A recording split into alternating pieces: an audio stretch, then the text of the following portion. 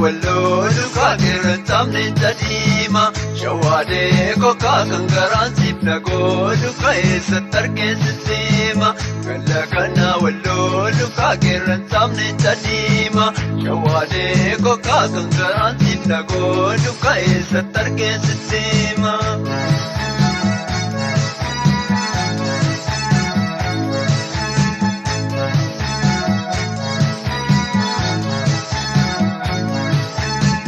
Gabayatu jedani ka gabayatu mukuma shawade ko kana manatu jedani kana manatu dukuma sirbano labadi tu kala pamparpadesani shawade ko kajibano namadi tu kana manjata nesani